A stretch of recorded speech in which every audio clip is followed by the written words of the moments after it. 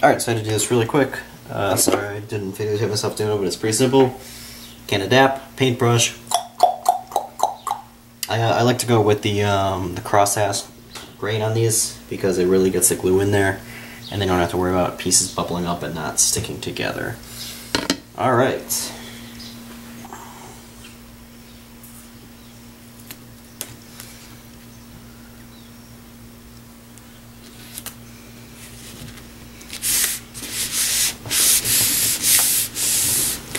Alright, so you just slide it right on there.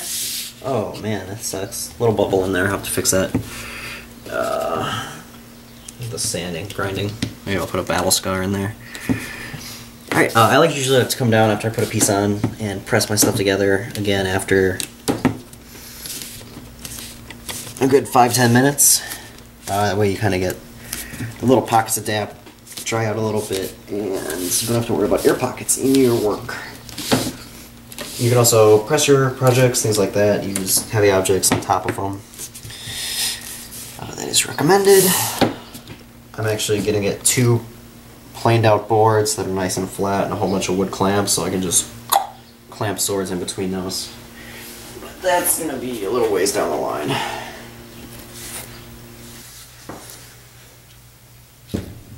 Alright guys, so I have the sword blank all completed. This is just the 3 layers of foam, all pressed together.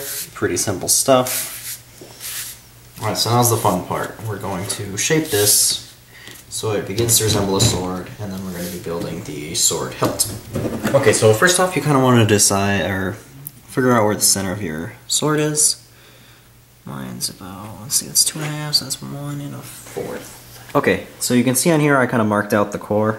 Whenever you put the foam down, it's going to shift a little bit. Like this one, let's get that in focus. Alright, so like this one, there's a little bit too far off center, and as it moves up, it stays pretty good.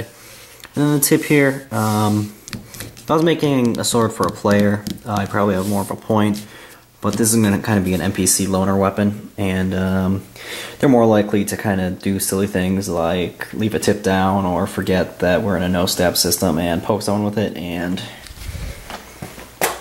someone like this could put someone's eye out. So I'm not really going to trust that to people I don't really know. So they get the little silly blunted edge swords. Alright, now for doing this, I'm going to change out my blades a lot. Alright, for this one, a really sharp blade, you really want to take your time and make sure you're doing nice 90-degree cuts straight up and down.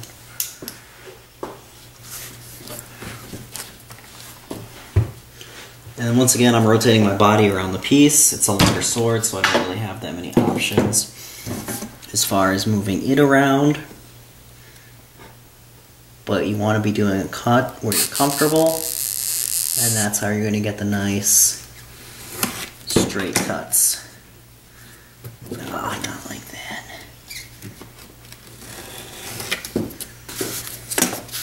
Alright, you got a fairly smooth edge right there.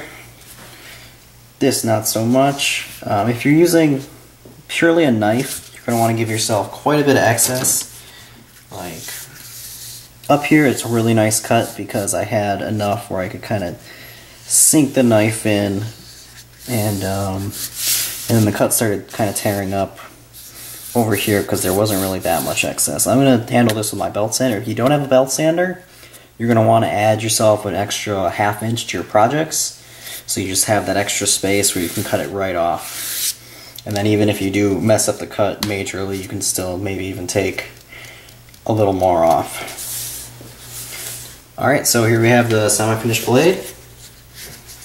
I'm just going to smooth this all out nice on my belt sander. Once again, if you don't have a belt sander, you can use quite a few hand sanders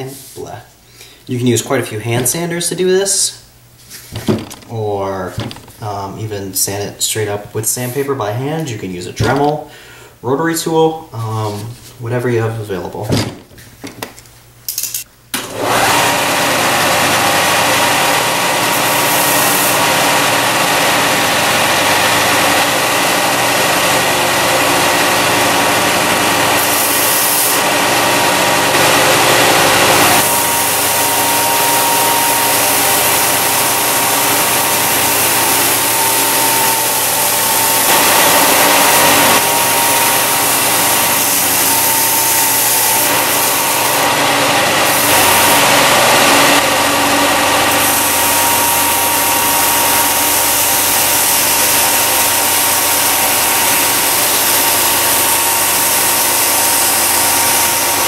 so now we have a really clean, nice blank that we're going to use. I'm going to give it some nice edging on here.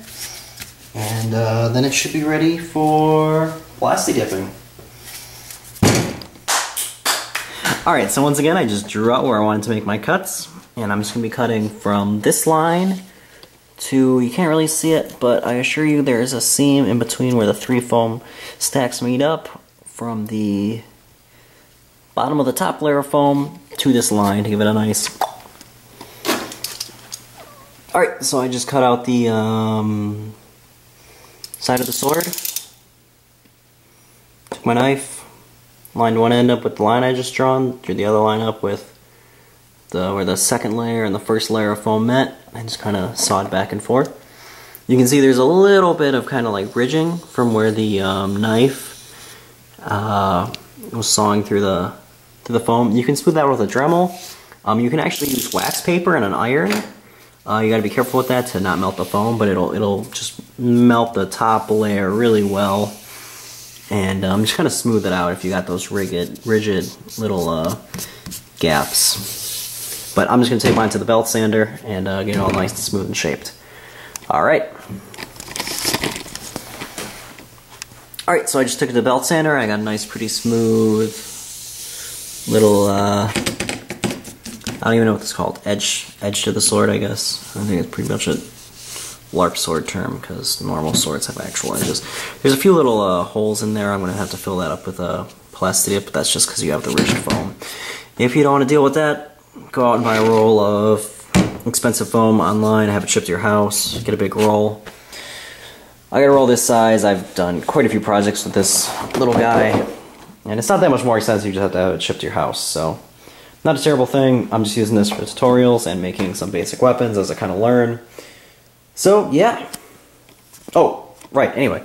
So I just took it to the belt sander, and there's all kinds of like little extra fuzzies on here that I don't want to deal with. So I'm just going to take my heat gun and kind of heat this hole outside, and hopefully that just kind of like disintegrates these little extra hairy fuzzes, because I don't want the plasti dip taking on that as part of the mold. All right. Okay, so we got the sword all nice and smooth, and I'm going to be showing you guys how to make the crossguard and the pommel. All right, this is very, very simple. You basically just take your EVA foam, trace out the design that you want for your crossguard and your pommel, cut them out, glue them together.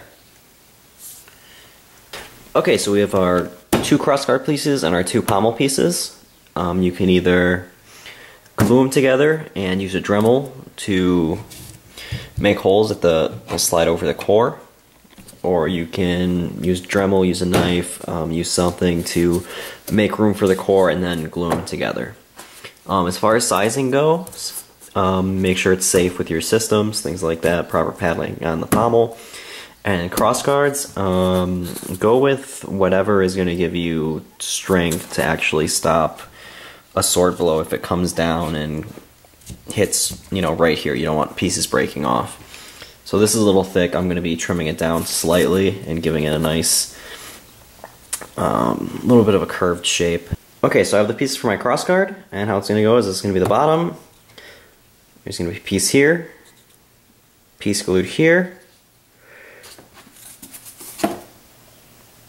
and this piece is going to go over the top.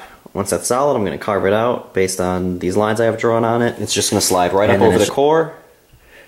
Pommel's going to go on once I carve this up, right over there, and then we're just going to put the handle on.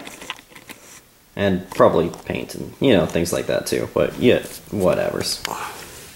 Okay, so I haven't started gluing yet. I'm going to take this piece of PVC, I'm going to heat it a little bit so I can flex, and then it's going to go over the core as part of the handle, and then this piece is going to get attached to the bottom. So that'll give the handle a little bit of weight, and it'll give a nice firm handle that we can wrap in leather or rope or whatever we want to do. Alright. Okay, so there we have the handle completed, pommel, grip, crossguard. Okay, so since I just opened a fresh can, I don't actually have to thin the plasti dip at all. So I'm just going to apply it on with a nice even brush strokes. You want to get it as thinned out as possible and do as many thin coats as opposed to one thick big glob of a coat. And even if you open the can and it's a little thick, then you want to thin it out, or otherwise you're going to get really nasty streaks. All right, so I'm going to pin it. Blah. All right, so I'm just going to finish painting this up, and then yeah, I'll show you guys what it looks like. All right, so here's my completed plasti dip sword, hanging up drying.